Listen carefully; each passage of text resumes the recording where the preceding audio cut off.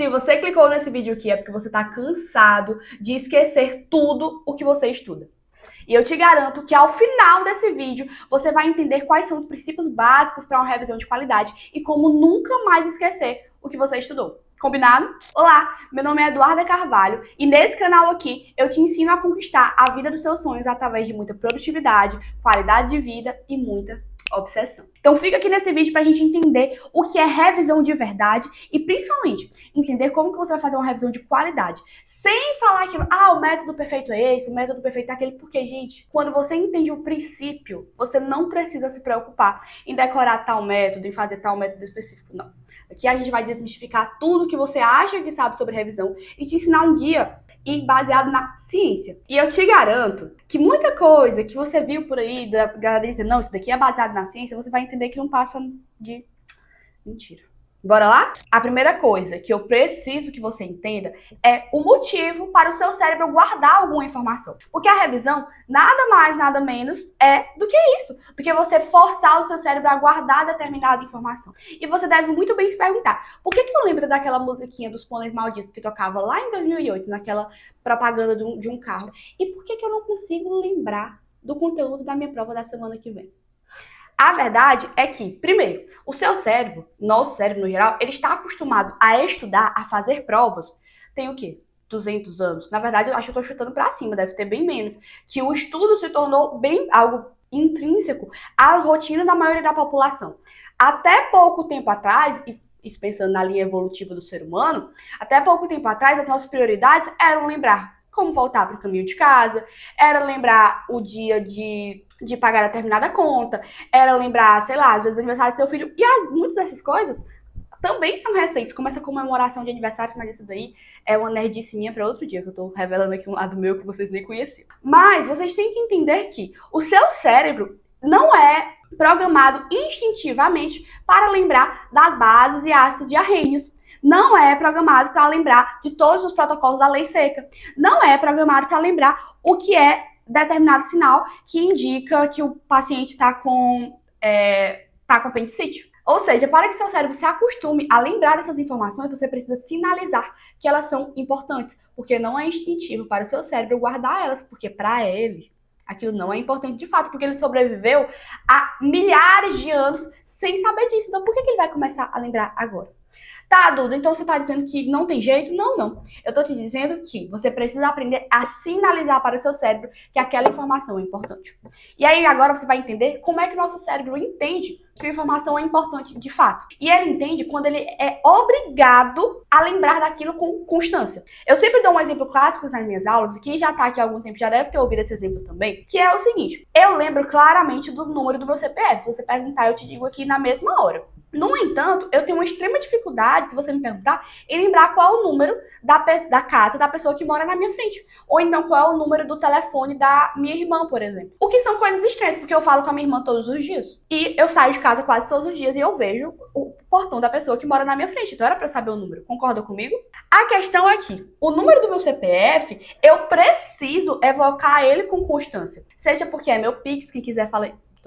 Seja porque é meu Pix, seja porque às vezes você precisa fazer o cadastro em alguma coisa do governo, você precisa passar esse número para alguém para assinar o contrato, enfim. Constantemente, ao longo da sua vida, se você já tem mais de 18 anos, você foi obrigado a evocar o seu CPF e falar. E isso fez com que, com o tempo, mesmo você não se obrigando, você acabou decorando ele naturalmente. Concorda comigo? No entanto, por que eu não sei o número da minha irmã? Porque é muito difícil eu pegar o meu celular e eu ligar para a minha irmã. Eu mando mensagem, ou então eu clico lá no link do WhatsApp e ligo para ela, certo? Ou então o número do meu vizinho da frente. Gente, se você não manda suas encomendas da Shopee chegarem lá, você também provavelmente não sabe o número dessa pessoa. Então, por mais que sejam informações que eu tenha um contato constante, eu nunca precisei decorar, porque, elas estavam à minha disposição, então eu nunca precisei me esforçar para lembrar delas. E 2, elas não eram evocadas, elas não eram me perguntadas, eu não me obrigava a saber delas. E aí aqui, eu já vou te falar sobre uma coisa que muita gente acha que é um método de revisão revolucionário, mas na verdade é só loucura da cabeça de vocês. Então, sabe, o editor vai colocar aqui pra mim, sabe aquela pessoa que tem uma parede cheia de post-its com várias as fórmulas, com tudo que a pessoa tem que decorar pra prova, e aí tudo que ela vê, ela diz, nossa, eu preciso decorar isso, ela vai lá e ela anota no post-it dela. E aquela pessoa tá, nossa, meu método de revisão é através de post-its. Como é que é seu método de revisão? Como que você tá revisando com algo que tá na palma da sua mão, que você não tá precisando se esforçar pra ver? Ah, eu tô aqui fazendo uma questão e eu esqueci da fórmula da lei, esqueci da primeira lei de Newton. Eu não preciso me esforçar pra lembrar, porque é só olhar pra minha parede de post-it cheia de post-its todos bonitos. Então percebe que você nunca vai decorar as informações que estão nos post-its. Na verdade, talvez você decore de tanto olhar pra elas. Mas o ato por si só de ter um post-it grudado na sua parede não vai fazer com que você aprenda aquela informação e não é um método de revisão. Justamente porque ela não está obrigando o seu cérebro a recordar daquilo. Pegou? Agora vamos aproveitar que a gente está falando ainda sobre mitos. Vamos falar sobre outro mito? É ela mesma. Aquela famosa curva do esquecimento. Coloca a imagem aqui. Essa tal de curva do esquecimento que todo mundo lançou uma planilha para você usar ela para programar suas revisões. E falou que se você quer aprender a revisar de verdade, você tem que revisar 24 horas depois, 7 dias depois, 14 dias depois, um mês depois. E aí, o mundo está dividido entre dois grupos. Entre as pessoas que ainda não tentaram estudar através da curva do esquecimento e entre as pessoas que tentaram e não conseguiram. Não existe um terceiro grupo. Porque as pessoas que tentaram e não conseguiram, o que foi que aconteceu? Elas perceberam que chegou um ponto que, se elas estudavam muito, elas tinham revisões demais para um dia. E aí elas não sabiam como conciliar. Porque tinha dia que tinha tanta revisão para essa pessoa fazer que ela não sabia se ela revisava ou se ela via conteúdo novo. Porque vai chegar um ponto que vai coincidir de um dia fazer 7 dias na matéria, do outro dia fazer 14 dias, do outro dia fazer um mês, e você ter 4 conteúdos para revisar. E se você revisa da forma certa, você demora para revisar. Concorda comigo, né? Concorda aqui comigo? Essa curva, ela foi pensada por um pesquisador chamado, eu nunca sei falar o nome dele, Ebbinghaus.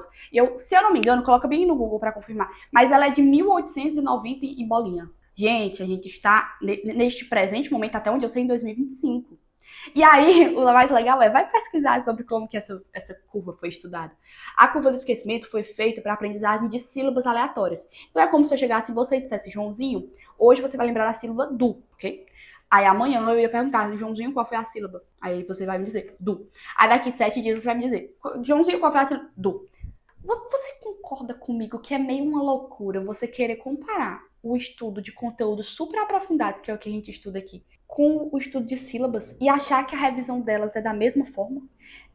Eu acho que eu poderia parar o vídeo por aqui, porque, gente, isso me revolta de uma forma que eu fico louca, tá? Então, não existe um tempo perfeito para o qual você tem que revisar as coisas. O que você precisa entender é que a revisão boa, ela está no limiar entre aquele que você acabou de ver o conteúdo e você está prestes a esquecer o conteúdo. Fez sentido? Portanto, como é que você vai aplicar isso daqui na sua vida? Basta você estudar com espaçamento, ok? Um exemplo clássico é o seguinte, vamos supor que eu tenho prova sexta-feira, realmente tenho prova sexta-feira, e a minha prova é de doenças infectoparasitárias. E aí nessa unidade a gente está estudando hepatites, a gente está estudando doença de Chagas. Se eu fosse uma estudante meio louquinha, eu tinha começado a estudar 3 semanas atrás, e aí eu teria começado a estudar tudo no mesmo dia, e daqui, um dia depois, eu ia revisar tudo novamente, 7 dias depois eu ia revisar tudo novamente até chegar no dia da prova. Só que qual é a forma mais inteligente de eu fazer isso? Eu não preciso querer estudar todo o conteúdo em um dia só. E isso não serve só para conteúdos da faculdade, serve para você que está no cursinho, para você que é concurseiro. Por exemplo, você está estudando aí, está estudando eletrólise. Está estudando eletrólise, você não precisa ver todo o conteúdo de eletrólise em um dia. É muito mais inteligente, na verdade, que você veja uma parte hoje, faça uma parte das questões e se dê um intervalo de 2 ou 3 dias. No próximo dia que você for estudar essa matéria que é química, você retoma esse estudo de eletrólise fazendo questões dessa parte anterior do conteúdo que você viu. Porque isso te dá o tempo necessário para você esquecer uma parte do conteúdo, mas não esquecê-lo completamente. E aí a gente volta lá para o começo do vídeo. Porque esse ato de você ter se dado um tempo para você esquecer vai fazer com que você tenha que evocar aquela informação, você tem que relembrar aquela informação. E conforme você vai evocando cada vez mais, ou seja, você vai espaçando esse conteúdo, você vai avisando para o seu cérebro que aquilo é importante. Porque, nossa, O Joãozinho tá vendo esse conteúdo já tem 5 dias. Ele viu na segunda, ele viu na quarta, ele viu na sexta, ele viu na segunda de novo. Seu cérebro vai ficar, talvez eu tenha que aprender isso daqui, né? Porque ele tá vendo tanto. Tá entendendo? E o mais legal é que isso torna a sua rotina de estudos mais leve. Porque quando você tem ali um material de 45 questões para fazer, você entende que você não está estudando certo se você responder as 45 questões no mesmo dia. Na verdade, se você responder as 45 questões de forma espaçada, por exemplo, 9 questões por dia, 5 questões por dia, o que for, você vai estar beneficiando o princípio do espaçamento, ou seja, você já vai estar revisando sem nem perceber. Genial, né? Fala aí, fala tu. Genial, tá? E agora, ainda aproveitando que a gente está falando sobre os mitos da revisão, eu preciso que você entenda também que todo processo por si só de aprendizado ele é limitado. A não ser que você queira decorar um livro inteiro para fazer uma prova amanhã, você nunca vai saber todas as informações de determinado conteúdo. Por que eu digo isso? Porque muitas vezes vocês ficam frustrados que, ai, Duda, eu estudei tal conteúdo muito bem, eu assisti a aula bem, a aula era muito boa, só que quando eu fui fazer questões eu não acertei 100% das questões.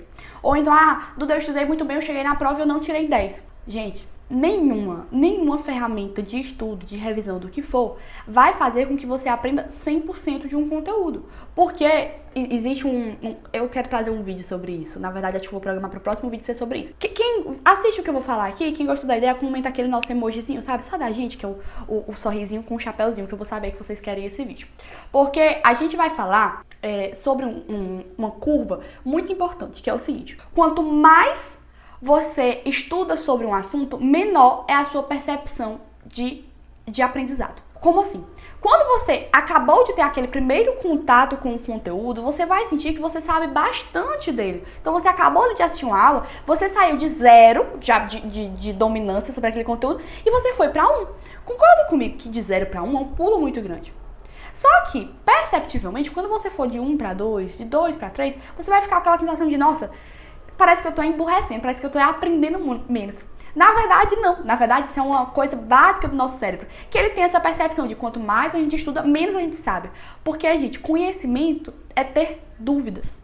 Lembra daquela frase que aquele seu professor insuportável falava lá na escola? Que só tem dúvidas quem estuda? Sim. Aquele aluno que termina um conteúdo e ele não tem dúvida nenhuma, ele não estudou de verdade.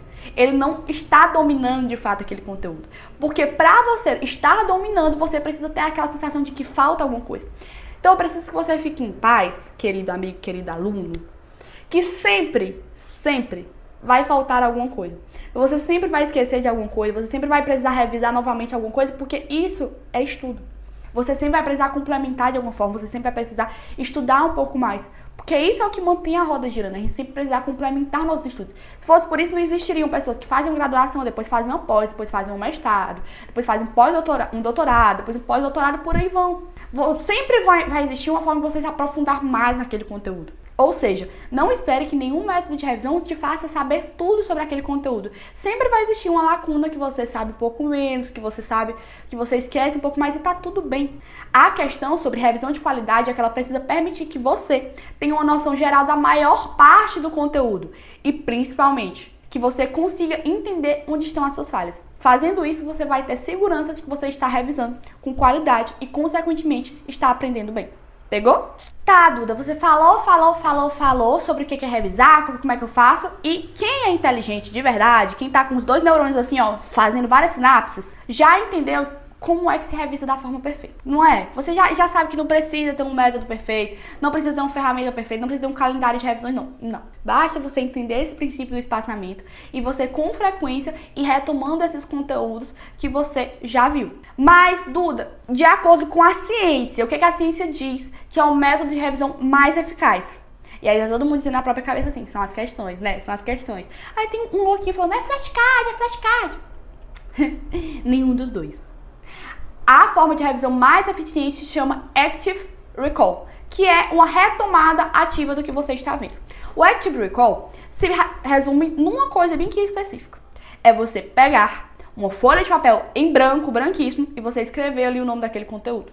Então vamos supor que você está revisando. Eu sempre tento trazer exemplos que não sejam só de de cursinho, porque eu sei que tem muita gente aqui que também é concurseiro, que tá estudando para outras coisas, tô tentando diversificar um pouco mais o meu repertório, mas entendo que eu ainda sou um pouco limitada nisso, porque eu não sou concurseira, né? Então eu vou tentar levar um pouco para as coisas da medicina, porque eu já atinjo outro público, tá bom?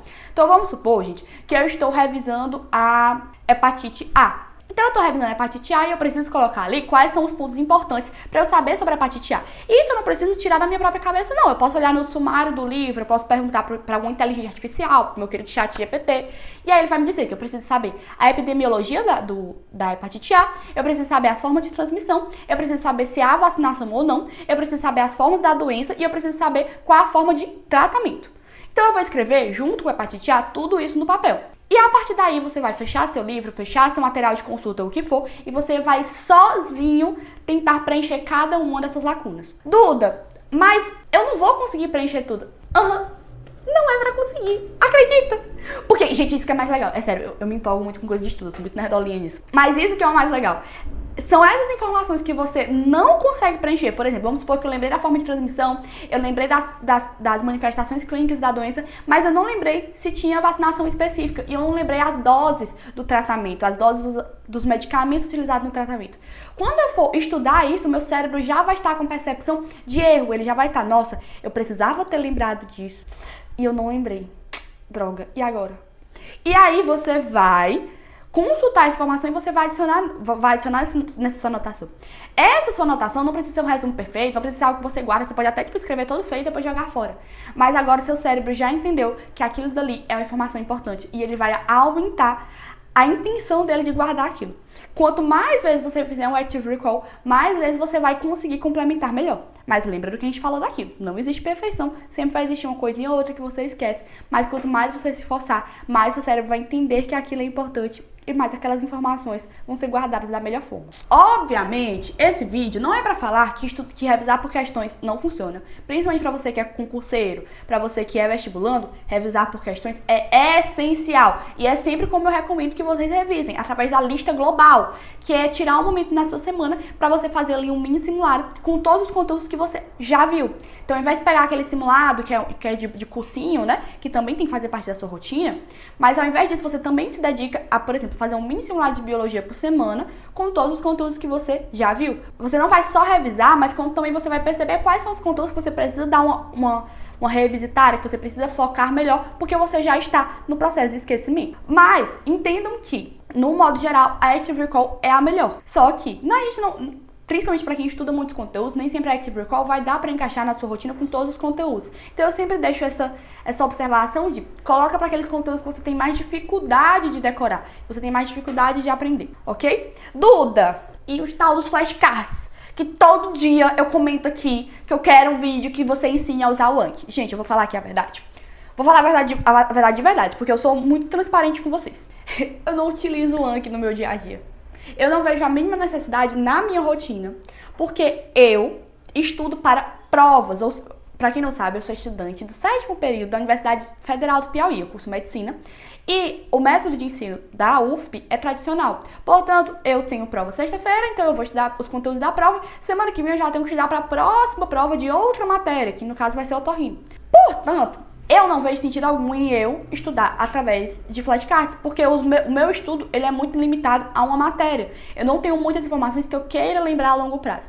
Ano que vem, quando eu estiver me preparando mais para a residência, quando eu começar a organizar esses meus estudos, eu pretendo voltar a estudar por flashcards, porque eu entendo, para quem está estudando para uma prova que é daqui a um bom tempo, para você que está estudando a longo prazo, faz muito sentido. Então eu nunca trouxe um vídeo ensinando a usar flashcards, porque eu acho que seria um desrespeito com vocês eu falar que eu utilizo uma coisa que eu não utilizo de verdade. Concordam comigo? Mas eu te garanto que nesse mundão aí afora tem muito vídeo ensinando a usar o flashcard da forma correta, o famoso Anki. Só que eu preciso que você entenda o seguinte, é que os flashcards eles não são um método de revisão, eles são uma ferramenta. Eles são uma ferramenta para você fazer esse Active Recall. Eu gosto de pensar como se os flashcards fossem a parede de post-it, só que feita da forma certa. Porque ao invés de você ter informação ali de mão beijada pra você, na verdade você vai ter que lembrar dela. Flashcards é um método de revisão válido? Não! Ele é uma ferramenta para você fazer o Active Recall. E aí não tem segredo sobre como fazer flashcards da forma correta ou não. Você vai pegar o que você teve dúvida naquela questão, naquela coisa, entendeu? O que faltou eu aprender daqui? Foi eu entender qual era essa relação ecológica, foi eu lembrar dessa forma? E essa parte que faltou, você vai e transforma em um flashcards. Duda, com qual frequência eu tenho que responder meus cards? Todos os dias. Não todos, né? O próprio Anki, que é o site que a maioria de vocês usa pra fazer, se você ainda usa flashcard de papel, eu te julgo muito, porque eu acho loucura total, mas se você usa Anki, ele mesmo já programa essa frequência de revisões com você, justamente pensando naquilo que a gente falou, de ter o tempo certo pra você poder esquecer um pouco e você precisar retomar aquele conteúdo. E aí, se tá em dúvida sobre como construir flashcards da melhor forma, eu sempre falo com meus alunos, não sabe como transformar aquilo no flashcard?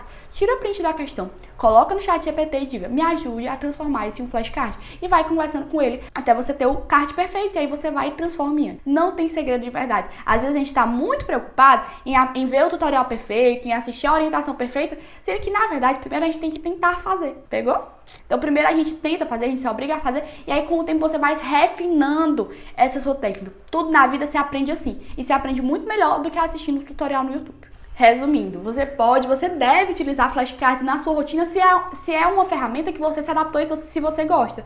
Se você não gostou, se você achou muito complicado, se você não tem afinidade, você não vai deixar de revisar por causa disso. Você vai pegar todos os outros conselhos que eu dei ao longo desse vídeo e você vai implementar na sua rotina de revisão. Por fim, eu vou te dar aqui, eu acho que é o melhor conselho sobre revisão, sobre memorização que eu poderia dar pra alguém. Sério, eu acho que esse é o melhor e ele é muito simples.